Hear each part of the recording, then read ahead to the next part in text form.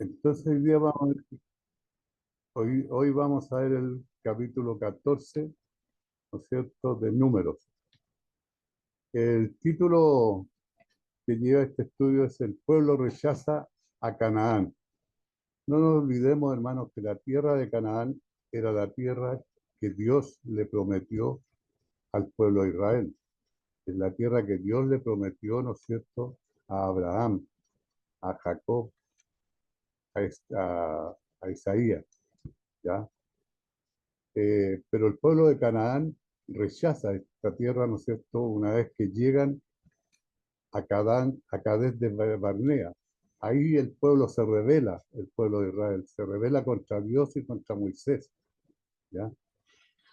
En el versículo 1 vemos el dolor de Israel al enfrentarse a la elección entre la fe, hermano, la fe y la incredulidad. Entonces, toda la congregación gritó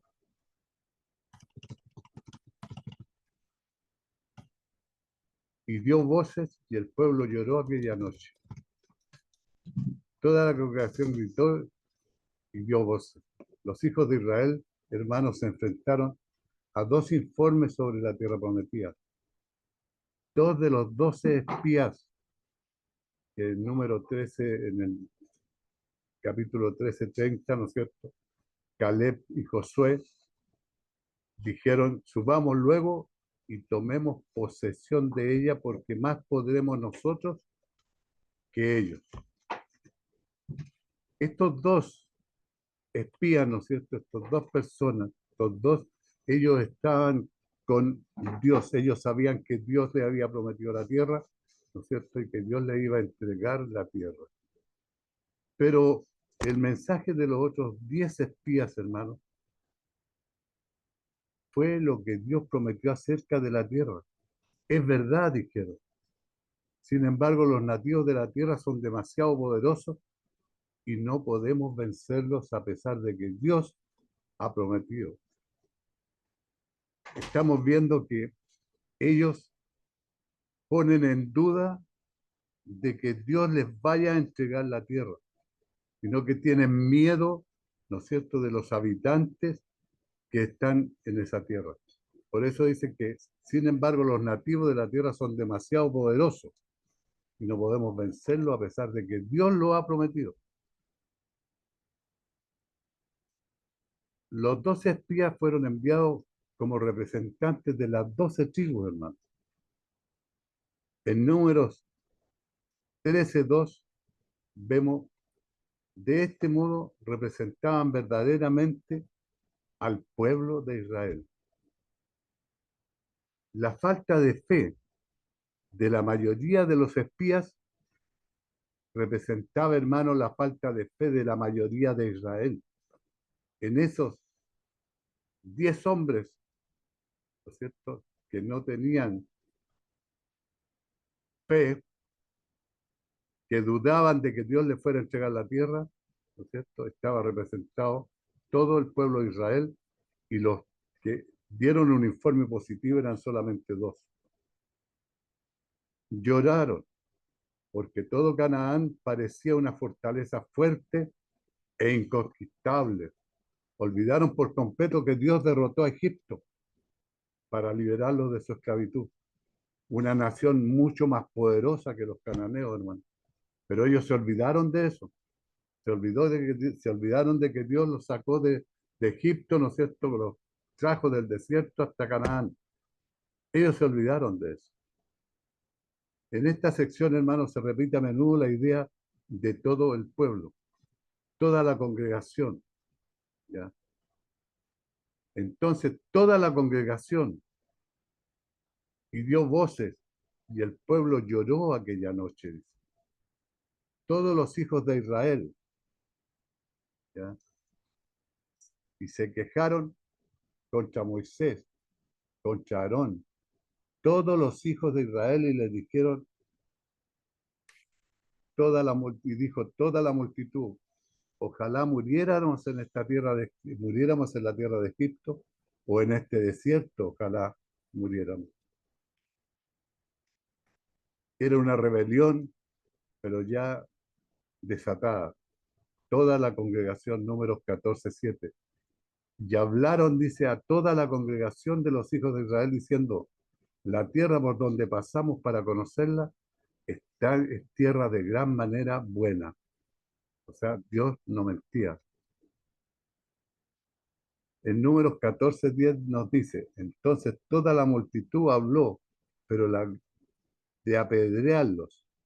Pero la gloria de Jehová se mostró en el tabernáculo de reunión a todos los hijos de Israel. Los que se negaron a confiar en Dios en su promesa no fueron una minoría, hermano, ni siquiera una ligera mayoría. La incredulidad se extendió entre el pueblo de Dios como una epidemia, ¿ya? Infectando prácticamente a todo Israel. Esto era psicología de multitudes, trabajando de una manera malvada y destructiva. El terror, hermano, es contagioso, más contagioso que el valor. El valor, porque una multitud es siempre más propensa a los bajos instintos que a los nobles.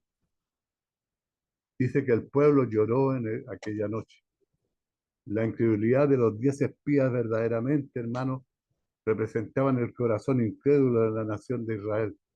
Lloró aquella noche al escuchar que los enemigos en Canaán eran formidables.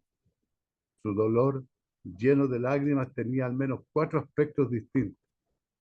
Lloraron porque Dios no se los puso todo fácil, lo que hemos conversado en los otros estudios. Querían todo fácil, porque nosotros, hermanos, humanamente a menudo esperamos esto de Dios. No obstante, rechazamos la adversidad, no nos gusta la adversidad. Esto es olvidar, hermano, el ejemplo de Jesús, que se enfrentó a grandes dificultades en su vida, en su ministerio, ¿no es cierto?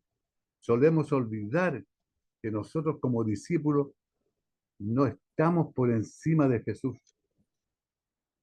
nuestro maestro, sino que Él es nuestro maestro, Él es nuestro guía. Nosotros, como el pueblo judío, debemos obedecer a Cristo como el pueblo debió haber obedecido a Dios, que le haya ofrecido entregarle la tierra, hermano. Pero ellos no le creyeron. Lloraron, dice, con resentimiento contra Dios, echándole la culpa a Él. Al hacer esto, hermano, negaron que Jehová es un Padre amoroso, que cuida de sus hijos. Lo negaron, ¿ya? Lloraron y se entregaron al sentimiento de incredulidad y temor. Esta tristeza permitió que sus sentimientos abrumaran sus pensamientos y acciones en lugar de ser dirigidos por una fe vibrante en el Dios viviente. Esta era una confianza pecaminosa e incrédula en los sentimientos de temor y tristeza. Ellos pecaban contra Dios, hermano, al no creer lo que Él les había prometido. Ellos escucharon la voz de Dios. Ellos veían la nube. Ellos veían la nube, la columna que los guiaba de día y el fuego que los guiaba de noche. Y sin embargo, todo eso no lo creyeron, ¿ya? Entonces, era una desconfianza, pero total, una contra Dios, un sentimiento de temor y tristeza. Lloraron por una pérdida. A menudo lloramos porque algo ha muerto, hermano. Ellos sintieron que la promesa de Canaán había muerto y se había vuelto imposible. En cambio, hermano, Dios quería que ellos pensaban que quería que murieran, pero Dios, ¿qué es lo que quería? Que murieran a su incredulidad y a su confianza en sí mismo. Y el pueblo lloró aquella noche. Mientras Dios invitaba a Israel a tomar la tierra de Canaán, ellos se rebelaron contra él a través de su llanto. La incredulidad les hizo pensar que el bien de Dios para ellos, que el regalo de la tierra prometida era algo malo, que Dios quería algo malo para ellos. Esto muestra, hermano, la gran tragedia de la incredulidad. Qué terrible es no creer y no confiar, más cuando Dios le estaba prometiendo que le iba a entregar esa tierra a ellos. Menos de 2 años después de salir de Egipto, Israel ya se encontraba en el umbral, hermanos, de la tierra prometida.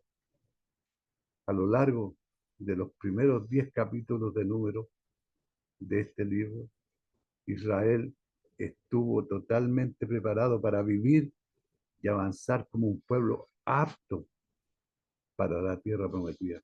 No nos olvidemos la preparación que le hizo Dios al pueblo, como primero como ejército y después como pueblo, para que no llegaran como esclavos, sino que un pueblo apto para la tierra prometida de Dios. Habían sido ordenados, limpiados, purificados, hermanos, apartados, bendecidos, enseñados a cómo dar y cómo funcionar como sacerdotes. En ese periodo se les hizo recordar a Israel el juicio perdonado y la liberación traía, se les dio a la presencia de Dios como guía, las herramientas necesarias para dirigir al pueblo. Pero sin embargo, hermano, la incredulidad impidió que este pueblo recibiera las promesas de Dios. Israel se revela murmurando y se quejaron contra Moisés y contra Aarón, todos los hijos de Israel, y les dijo toda la multitud: ojalá muriéramos en la tierra de Egipto. Ellos querían volver a Egipto, hermano. Muchos cristianos de repente también queremos volver a Egipto. No nos acordamos de que éramos esclavos. El pueblo de Israel en este caso no se acordaba que era esclavo. A nosotros los cristianos de repente nos pasa lo mismo, hermano. Nos olvidamos que éramos esclavos y queremos volver a la esclavitud. Queremos volver al vómito. ¿Ya? Morir en esta tierra, en la tierra de Egipto o en este desierto. Ojalá muriéramos. ¿Y por qué nos trae Jehová a esta tierra para caer a espada y que nuestras mujeres y nuestros niños sean por presa? Ellos ponían a sus mujeres y a sus hijos como pretexto de que Jehová los había llevado ahí para morir y que sus mujeres y sus niños iban a ser presas de ese pueblo que los iba a matar. Y se quejaron contra Moisés y contra Aarón, todos los hijos de Israel. Su murmuración fue dirigida primero contra Moisés y contra Aarón. Pero como estos eran los líderes de Dios, en realidad murmuraron contra Dios. Aquí, hermano, el objetivo de Moisés y Aarón, llevar a este pueblo a la tierra prometida. El objetivo del Señor, de Dios, sus quejas, es contra el Señor, inclusive, incluso si querían ocultar dirigiéndolos contra Moisés y contra Aarón. No podían, porque ellos eran líderes puestos por Dios, no podían desviar que el reclamo, la queja y todo lo que tenían era contra Dios, no contra Aarón, porque Aarón eran los que Dios eligió y Moisés para que dirigieran al pueblo de Israel. Probablemente, hermano, había algunos en Israel que confirmaban que su confianza verdaderamente estaba en Dios y que su problema era con Moisés y Aarón y no con Dios. Sin embargo, ya que Moisés y Aarón estaban correctamente dirigidos hacia el objetivo de Dios para Israel, hermano, en este punto quejarse contra ellos era quejarse contra Dios, quien los había puesto en ese lugar y los había ungido para que dirigieran al pueblo. Josué y Caleb, dos personajes, hermano, entendían que esto era rebelión contra Yahvé, contra Dios. Por tanto, no seáis rebelde contra Jehová. Números 14:9 nos dice, por tanto, no seáis rebeldes contra Jehová, ni temáis al pueblo de esta tierra, porque nosotros los comeremos como pan. Su amparo se ha apartado de ellos, y con nosotros está Jehová. No los temáis. ¿Ya? Estos eran los dos espías, ¿no es cierto?, que dieron un informe positivo para tomar la tierra de Canaán. El Señor mismo entendía que esto era una rebelión contra él. ¿Hasta cuándo, dice Dios, me ha de irritar este pueblo? En Números 14:11, y Jehová dijo a Moisés: ¿hasta cuándo me ha de irritar este pueblo?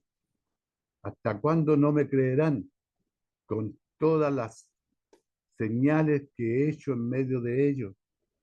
Todas las señales, hermano, la comida, la ropa, el agua, ¿ah?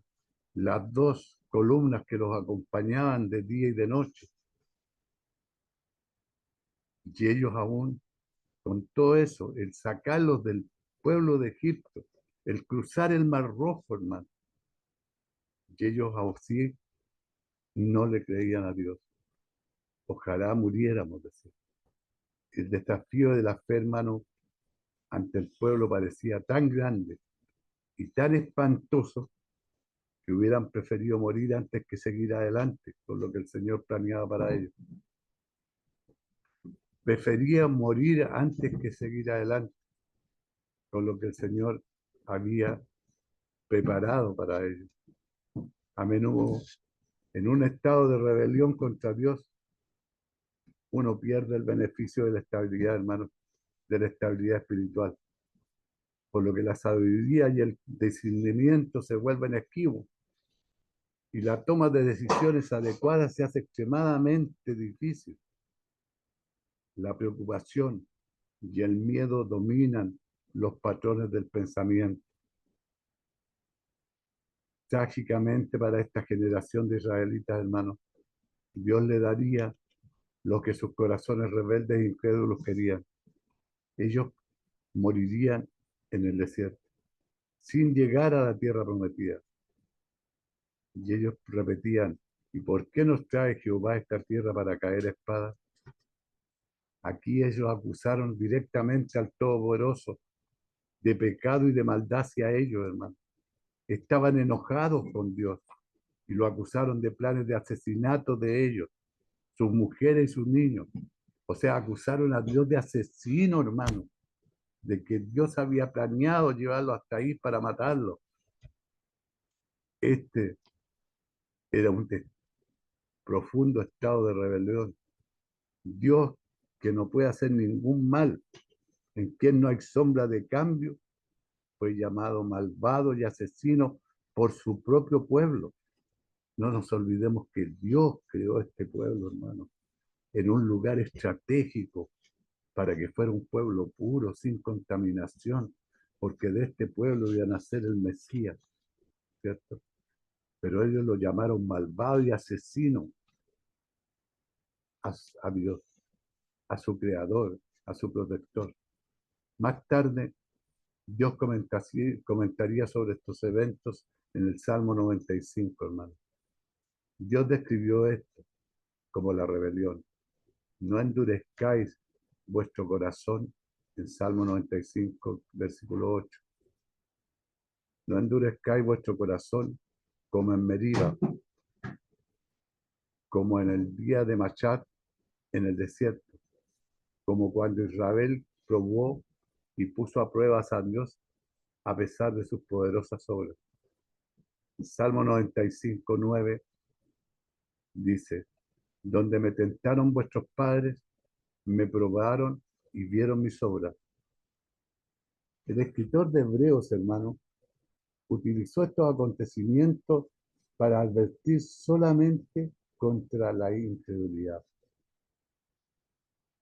Hebreos 3, capítulo 3, versículos 7 al 13, dice: por lo cual, como dice el Espíritu Santo, si oyereis hoy su voz, no endurezcáis vuestros corazones, como en la provocación en el día de la tentación en el desierto. Donde me tentaron vuestros padres me probaron y vieron mis obras 40 años, a causa de lo cual me disgusté contra esa generación. Y dije, siempre andan vagando en sus corazones y no han conocido mis caminos. Por tanto, juré en mi ira, no entrarán en mi reposo. Qué terrible, hermano. Mirad, hermano, que no haya en ninguno de nosotros corazón malo de incredulidad para apartarse de este Dios vivo. Antes, exhortémonos los unos con los otros, hermano, cada día, entre tanto que se dice hoy, para que de ninguno de vosotros se endurezca por el engaño del pecado. El pecado endurece el corazón, hermano. ¿Quiénes fueron los que, habiendo oído, lo provocaron? ¿No fueron todos los que salieron de Egipto por mano de Moisés? ¿Y con quienes estuvo el disgustado 40 años? ¿No fue con los que pecaron, cuyos cuerpos cayeron en el desierto? ¿Y a quién juró que no entrarían en su reposo, sino a aquellos que desobedecieron? Y vemos que no pudieron entrar a causa de la incredulidad. Según el consejo que dan algunos, es algo saludable estar enfadados con Dios, hermano, para que Dios y usted pueda reconciliarme. Pero ¿por qué puedo enojarme yo con Dios? ¿Por qué? Si es lo único que quiere, hermano, es nuestra salvación, es nuestra seguridad, es nuestro bien. Dios nos ama porque Él es amor. Si bien es cierto que uno puede estar enojado con Dios, y es cierto que uno debe llevar cada sentimiento de este tipo a Dios, eso debemos hacer, llevar el sentimiento a Dios para que Dios, ¿no es cierto?, nos aclare, nos dé la claridad mental, la claridad espiritual. ¿Ah? Es un error asumir que tales sentimientos están justificados, hermano. Si estamos enojados con Dios, estamos en pecado, porque Dios nunca ha hecho nada que merezca nuestro enojo con Él. Debemos llevar, hermano, honestamente tal pecado ante Dios, pero ni por un momento sentir que este pecado está justificado, hermano. Y que nuestras mujeres, dijeron los egipcios, ¿no es cierto? Y nuestros, o sea, perdón, los hebreos, que nuestros hijos sean por presa. Los incrédulos de Israel, hermano, justificaban su incredulidad sobre la base de la preocupación por sus mujeres y sus niños. Trágicamente, debido a su incredulidad, moriría en el desierto y también sus niños. Una nueva generación de fe heredaría la tierra prometida. Israel se revela anhelando volver a Egipto, hermano. Ellos lo único que querían era volver a Egipto. Hemos visto en los otros capítulos cuando ellos se quejaban porque echaban de menos la carne, echaban de menos los pepinos, echaban de menos las frutas, todo eso. Pero eran esclavos. No se acordaban de que eran esclavos, de que tenían que hacer el barro, hacer los ladrillos y trabajar al son del látigo. De eso no se acordaban, hermano. ¿No nos sería mejor volvernos a Egipto? Y decían el uno al otro, designemos un capitán y volvámonos a Egipto. ¿No nos sería mejor volvernos a Egipto? Esto no era lo mejor, hermano. En los primeros 10 capítulos de Números, Dios condujo a Israel a través de un proceso destinado a transformarlo en un pueblo con mentalidad de esclavo a uno apto para su tierra prometida. Aquí regresan completamente a lo que podría llamarse una mentalidad esclava. Ellos profesaron preferir su esclavitud egipcia antes que el camino de fe que Dios quería, hermano. Israel rechazó una vida de fe.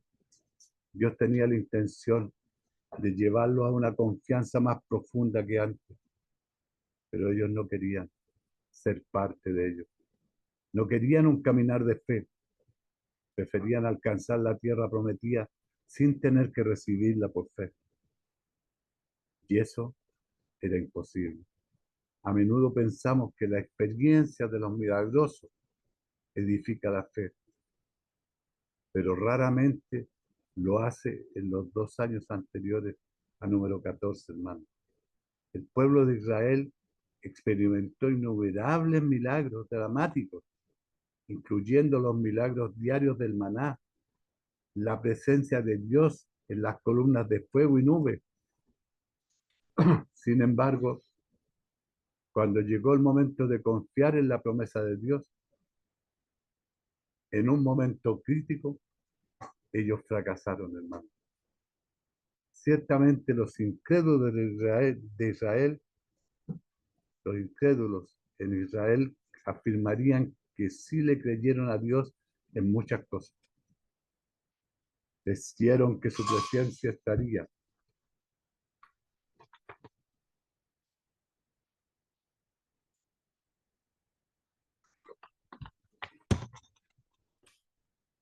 con ellos en las columnas de nube y fuego,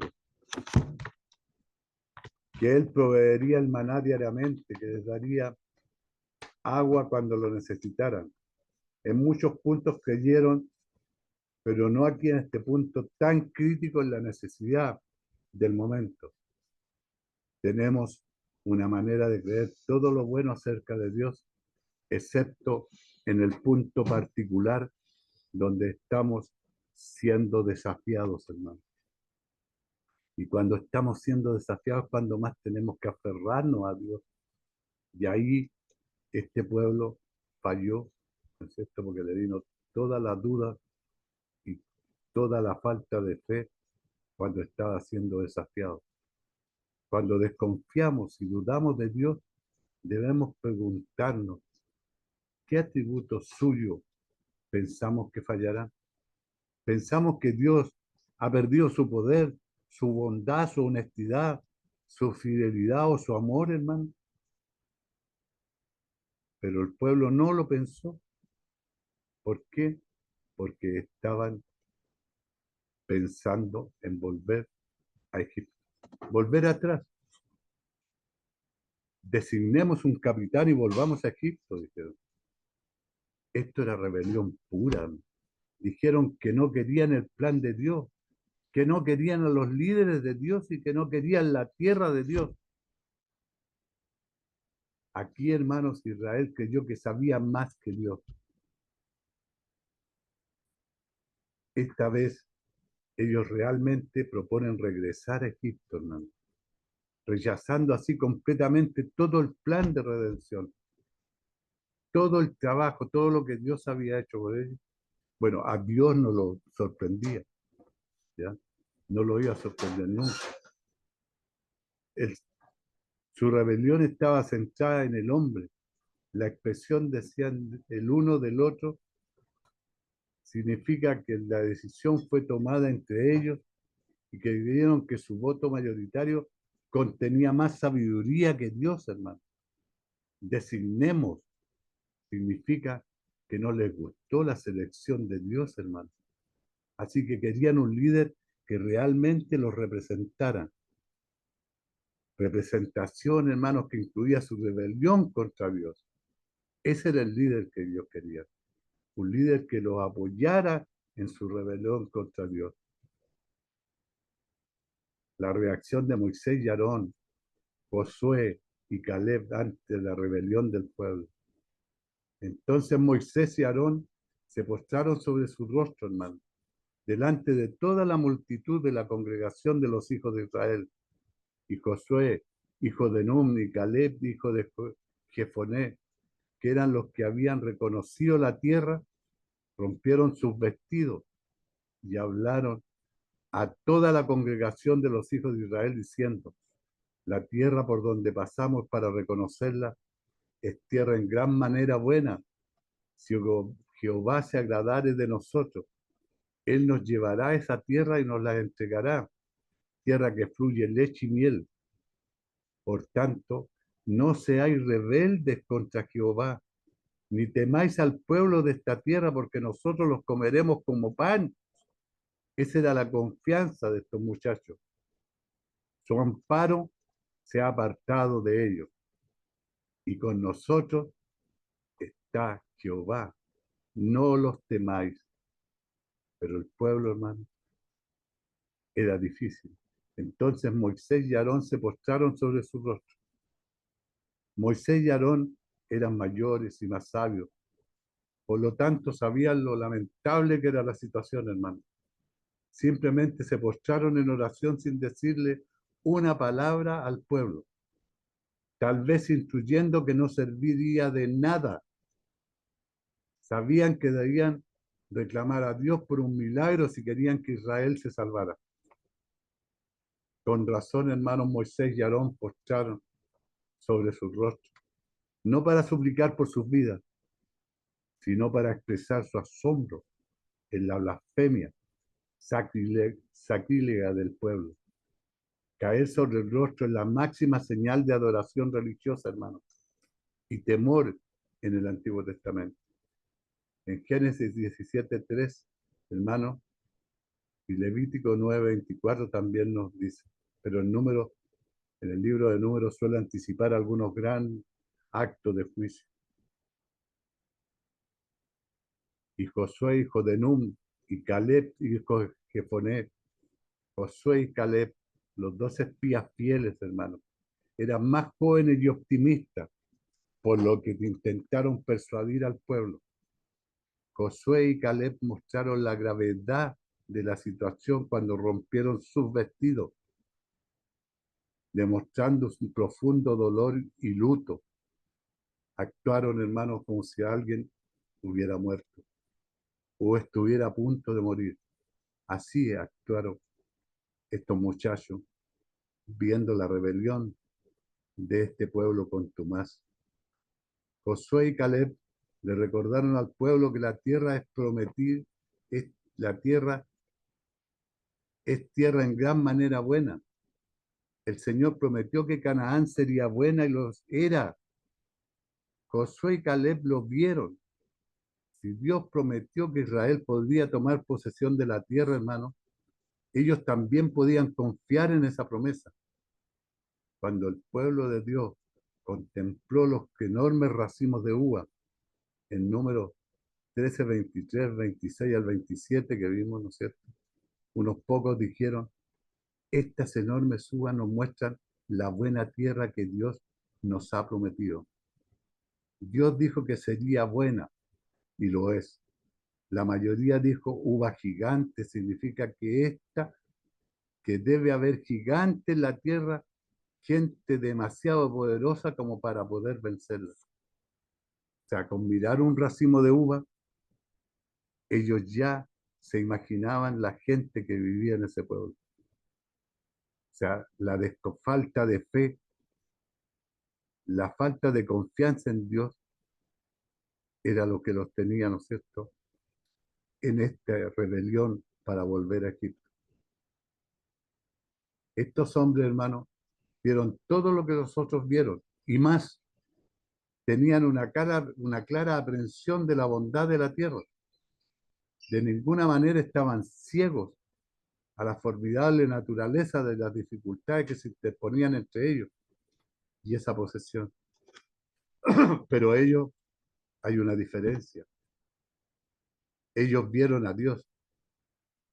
Comenzaron con esa visión y vieron todo lo demás a la luz de ella, a la luz de Dios.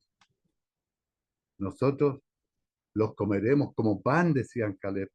Los destruiremos tan fácilmente como hacemos a nuestro pan o comida común. Su amparo se ha apartado de ellos. La palabra traducida como protección, hermano, es Sel. También traducida como sombra. En las regiones cálidas, áreas del Oriente Medio, la noción de la sombra es un símbolo de gracia y misericordia, un alivio del calor abrasador. Josué y Caleb advirtieron al pueblo diciendo: por tanto, no seáis rebeldes contra Jehová, ni temáis al pueblo, con nosotros está Jehová. Ellos tenían claro, Josué y Caleb, que Jehová estaba con ellos, pero el temor e incredulidad fueron una rebelión deliberada. Por lo tanto, Josué y Caleb, hermanos, apelaron a la voluntad del pueblo pidiéndoles que decidieran abandonar su rebelión y volver al Señor. El pueblo de Israel no tenía que ceder a sus sentimientos de miedo, de ira hacia el Señor, ni de incredulidad. Por la gracia de Dios podían optar por someterse a Él y confiar en Él, pero no lo hicieron. Dos respuestas a la apelación de Josué y Caleb. Entonces toda la multitud habló de apedrearlos, pero la gloria de Jehová, hermanos, se mostró en el tabernáculo de reunión a todos los hijos de Israel. Toda la multitud habló de apedrearlos. Esta fue la respuesta del pueblo, hermano. Los hombres rebeldes e incrédulos no pueden soportar a los hombres de fe, hermano, que vienen con el desafío de la fe. Querían matar a Josué y a Caleb por llamarlos a abandonar su incredulidad y a confiar en Dios. Ellos querían asesinarlo. Aquellos hermanos que viven en rebelión e incredulidad a menudo encuentran que los que viven en fe y sumisión a Dios son perjudiciales y molestos. Esto es especialmente cierto si los que viven en la fe tratan de corregir o guiar a los rebeldes e incrédulos, hermanos. Hay muchos casos, muchas experiencias. Deben haber pastores que han tenido, ¿no es cierto?, estas experiencias que tuvo Caleb, ¿no es cierto?, y los otros con el pueblo de Israel. Pero la gloria de Jehová se mostró. Esta fue la respuesta del Señor en el versículo 10. Todavía no dice que la gloria del Señor haría, pero es difícil de entender. Las acciones y sentimientos de los 10 espías incrédulos y de la gran mayoría de Israel no eran consistentes, hermanos, con la gloria del Señor. No eran consistentes con la gloria del Señor el ser incrédulo. No era consistente con la gloria del Señor lamentarse porque el camino de la fe era difícil. No era consistente, hermanos, con la gloria del Señor anhelar la muerte. No era consistente con la gloria del Señor acusar a Dios de planear asesinato. No era consistente con la gloria del Señor desear regresar a la esclavitud de Egipto. No era consistente con la gloria del Señor rechazar a los líderes de Dios. No era consistente con la gloria del Señor amenazar con matar a aquellos que los llamaban a una confianza más profunda en Dios. La espectacular intercesión de Moisés por los hijos de Israel. La acusación de Dios contra Israel y la oferta a Moisés. Y Jehová dijo a Moisés: ¿hasta cuándo me ha de gritar este pueblo? ¿Hasta cuándo no me creerán? Y todas las señales que he hecho en medio de ellos, yo los heriré de mortandad y los destruiré. Y a ti te pondré por sobre gente más grande y más fuerte que ellos. Jehová dijo a Moisés. Aquí Dios no habló a Israel, hermano, como nación. Dios sabía que ya no lo escuchaban. El Señor habló a Moisés directamente. Muchos hijos de Dios en rebelión se preguntan por qué ya no escuchan la voz de Dios. ¿Por qué Dios no les habla en la Biblia como antes? Sin embargo, cuando rechazamos lo que Dios ya ha dicho, a menudo cerramos nuestros oídos a lo que Él pueda continuar hablando a través de la Biblia, hermano. Eso es lo que pasa cuando nos rebelamos. Vamos dejando de escuchar la palabra de Dios y la palabra del Espíritu, la voz del Espíritu Santo. ¿hasta cuándo me ha de gritar este pueblo? Dios había sido bueno con Israel y había demostrado su fuerza amorosa hacia ellos innumerables veces. El rechazo de Dios a Israel no tenía sentido. Era justo que Dios preguntara, ¿hasta cuándo? Yo lo heriré y lo destruiré. En esto Dios dijo que daría al rebelde de Israel lo que se merecería, juicio. El juicio sería lo que ellos dijeron que querían en Números 14:2. Y se quejaron contra Moisés y contra Aarón, todos los hijos de Israel, hermano, toda la multitud. Ojalá, decían ellos, muriéramos en la tierra de Egipto, en el desierto. Ojalá muriéramos. Morir en el desierto. A ti te pondré sobre gente más grande en la oferta que le hace Dios a Moisés y más fuerte que ellos. Este fue un ofrecimiento asombroso que Dios le hizo a Moisés.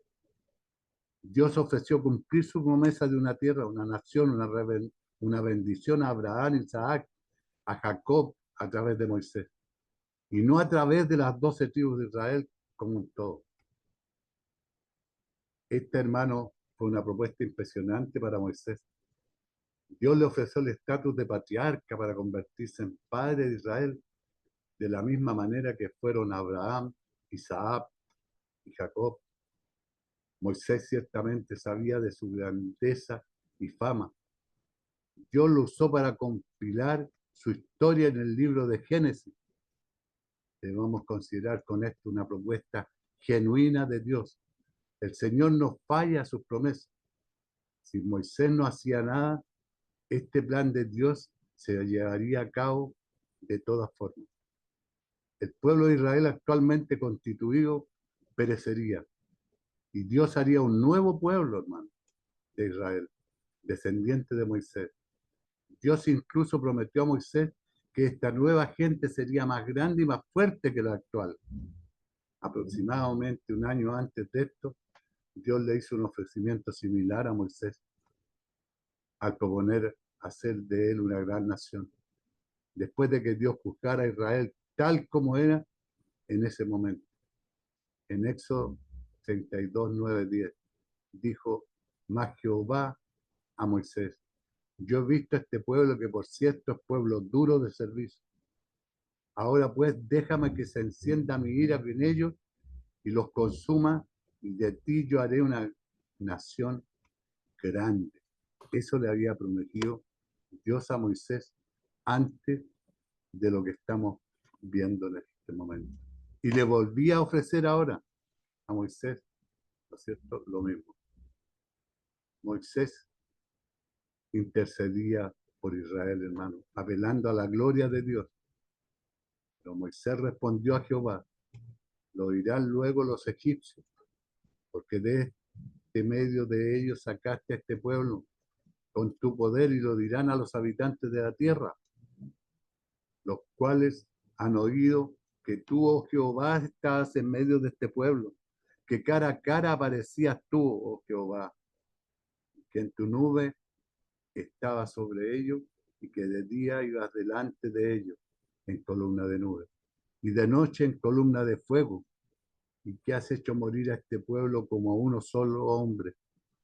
Y la gente que hubieren oído tu fama hablarán diciendo: por cuanto no pudo Jehová meter a este pueblo en la tierra de la cual les había jurado, los mató en el desierto. Pero Moisés respondió a Jehová. Parece que Moisés no consideró la propuesta de Dios ni por un momento, hermano. En vez de eso, Moisés abogó por la nación y los amó a pesar de su rebelión. Adam Clarke, hermano, que fue un teólogo metodista, erudito bíblico del Reino Unido, escribió que las palabras de la oración de Moisés están llenas de simplicidad y energía. Su argumento con Dios, porque él sí razonó y discutió con su hacedor, son puntiagudos, convincentes y respetuosos, y aunque muestra un corazón lleno de humanidad, evidencia la más profunda preocupación por la gloria de Dios.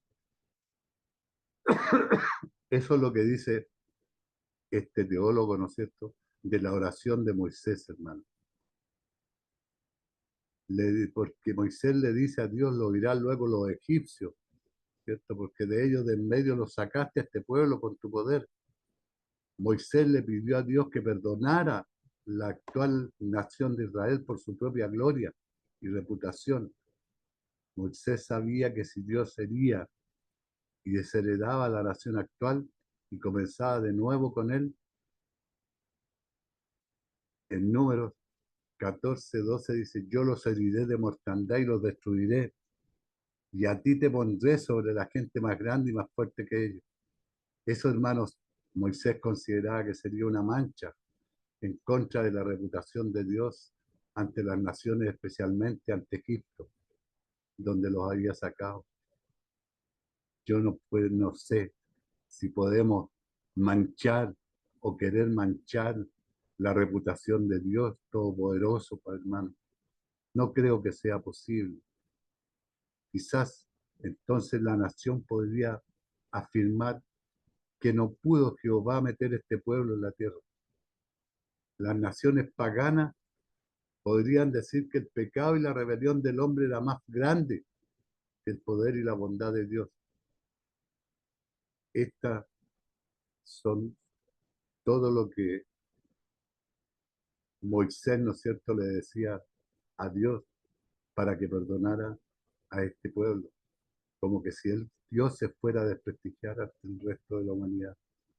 Aquí Dios le ofreció a Moisés una fortuna privada que él prudentemente rechazó.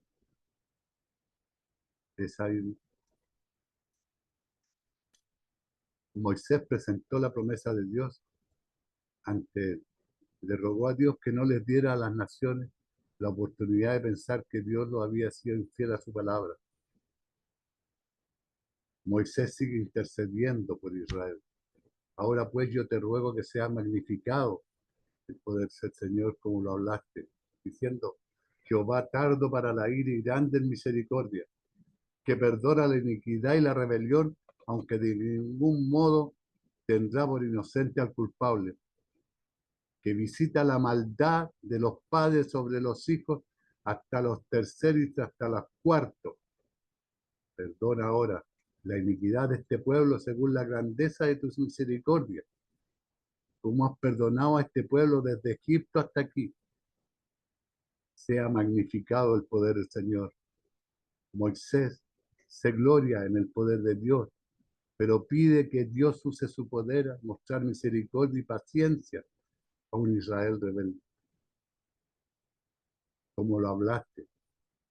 La lista de números, hermanos, 14, capítulo 14, 18, 19. Jehová tardo para la ira y grande en misericordia, que perdona la iniquidad y la rebelión, aunque de ningún modo tendrá por inocente al culpable, que visita la maldad de los padres sobre los hijos, los terceros y hasta los cuartos.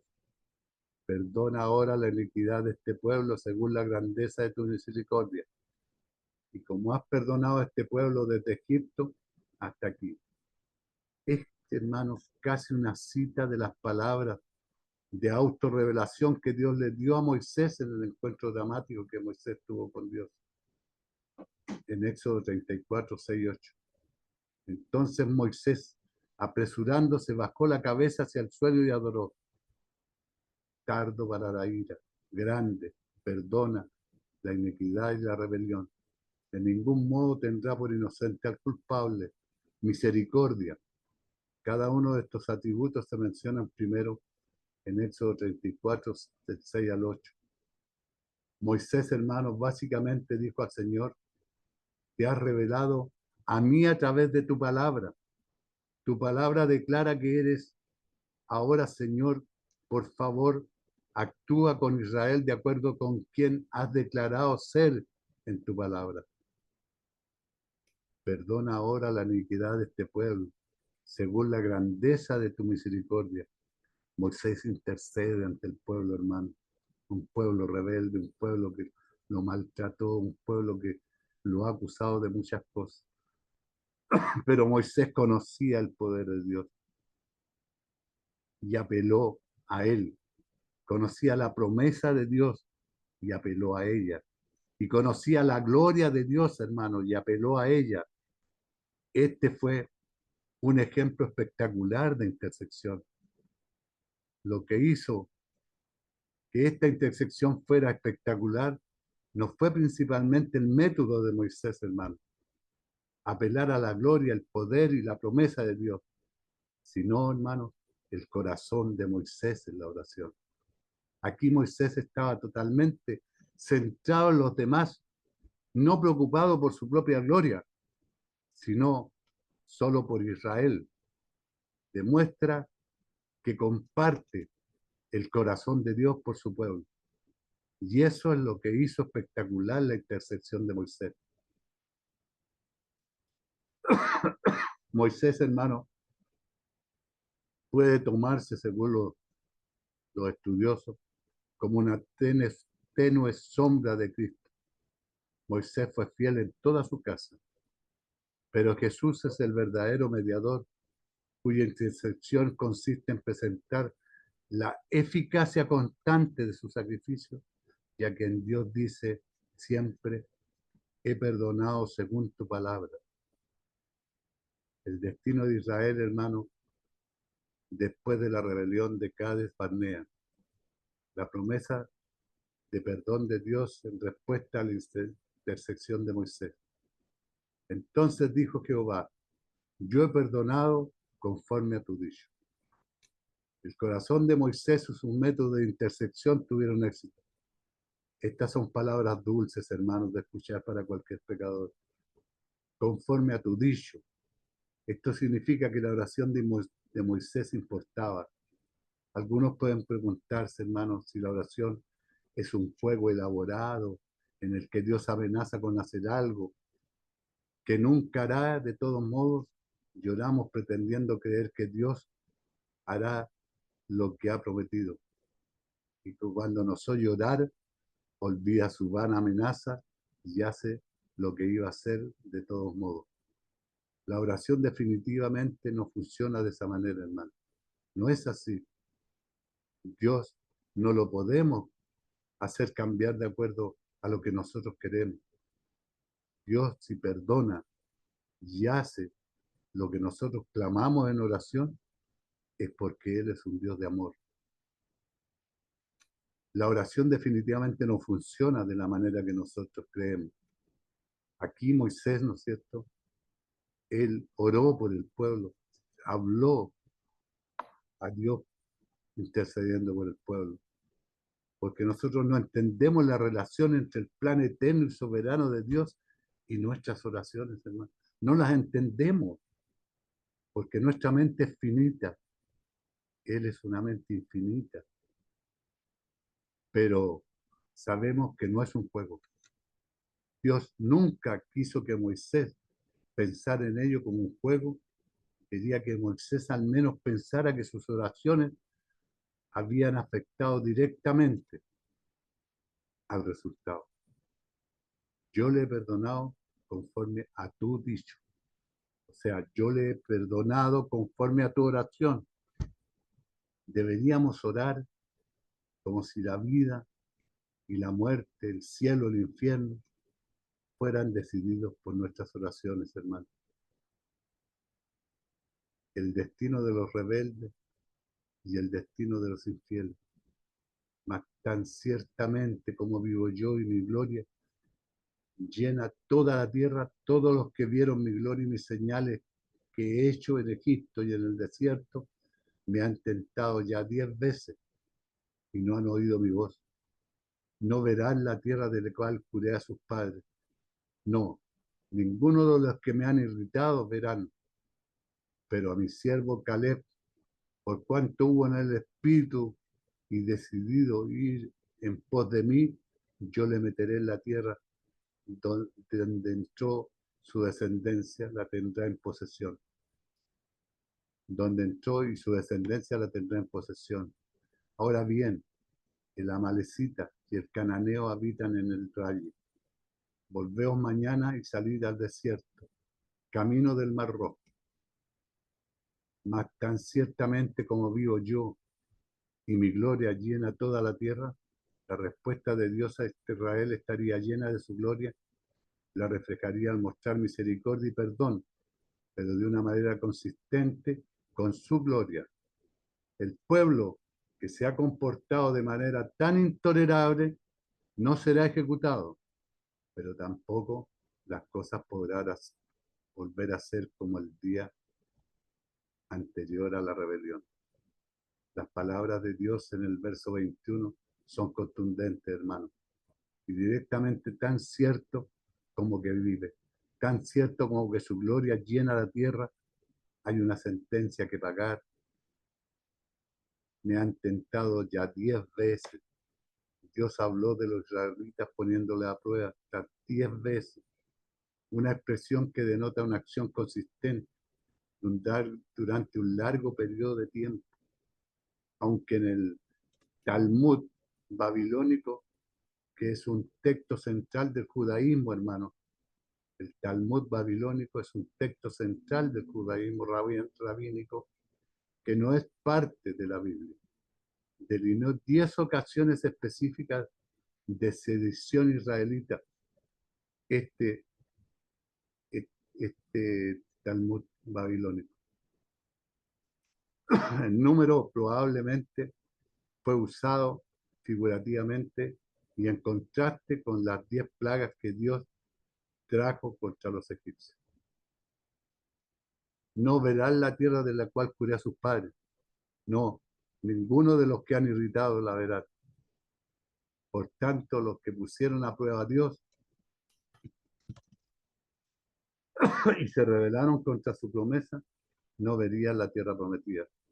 Se hizo una excepción para los pocos fieles como Caleb y Josué. Mi siervo Caleb, hubo en él otro espíritu.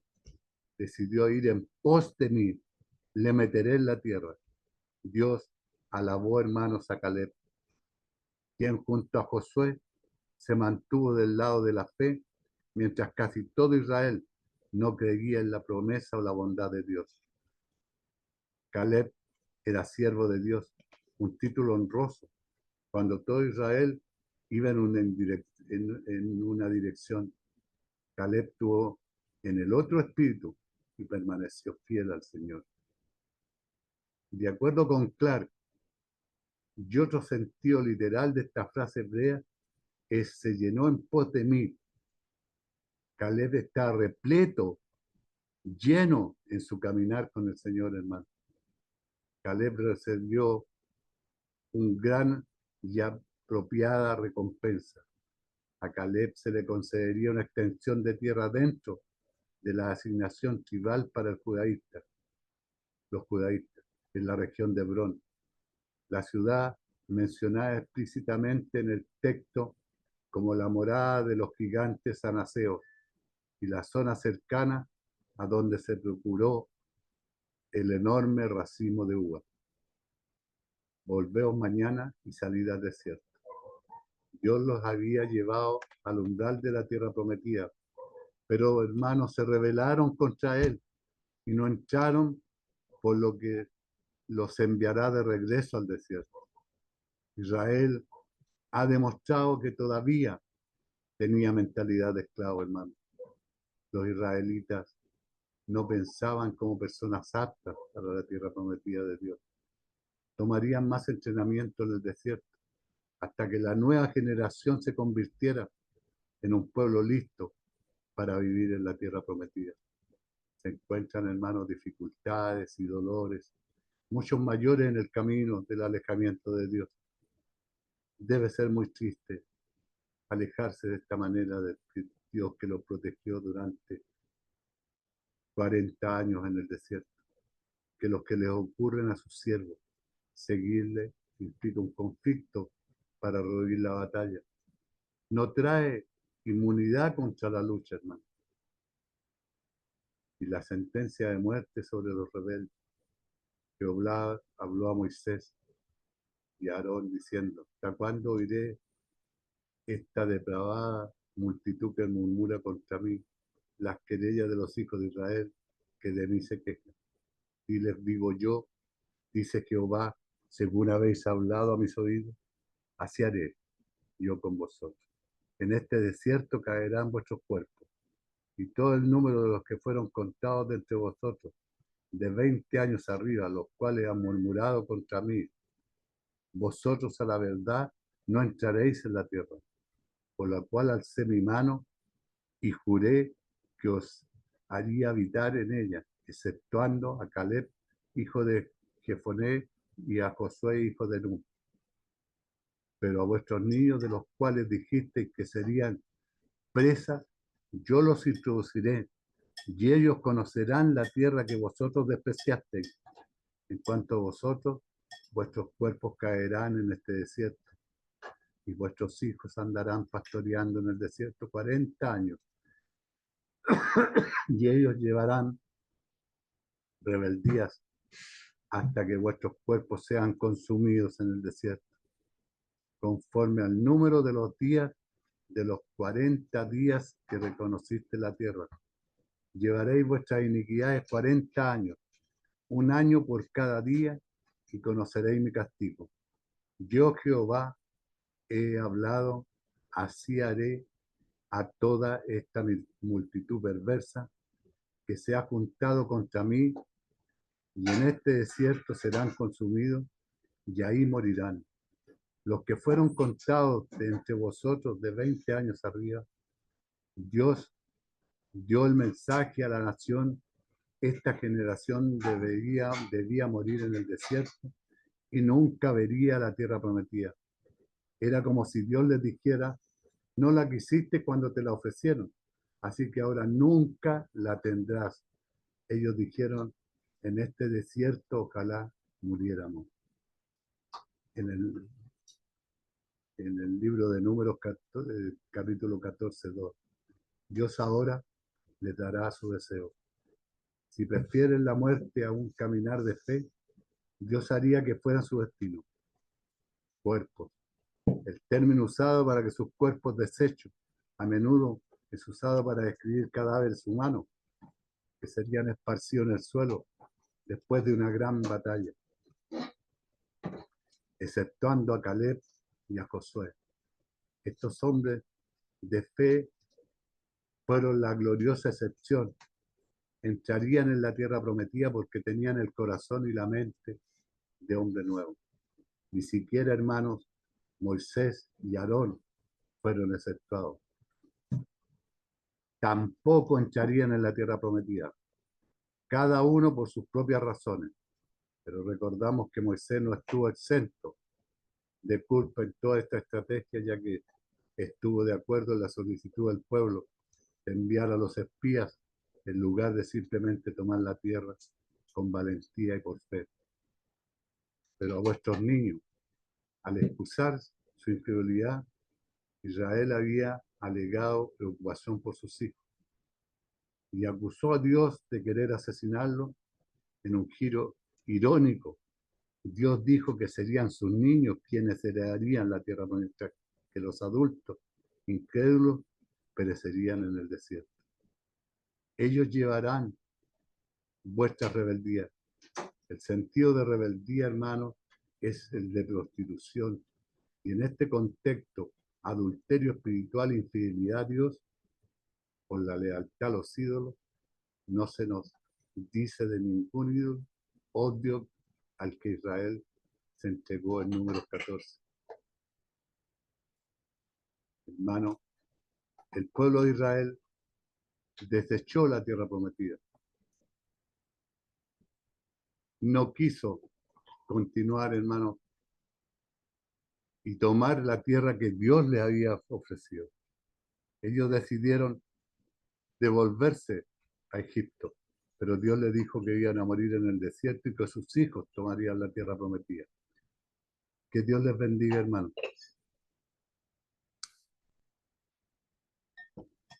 Amén. Gracias por estas palabras.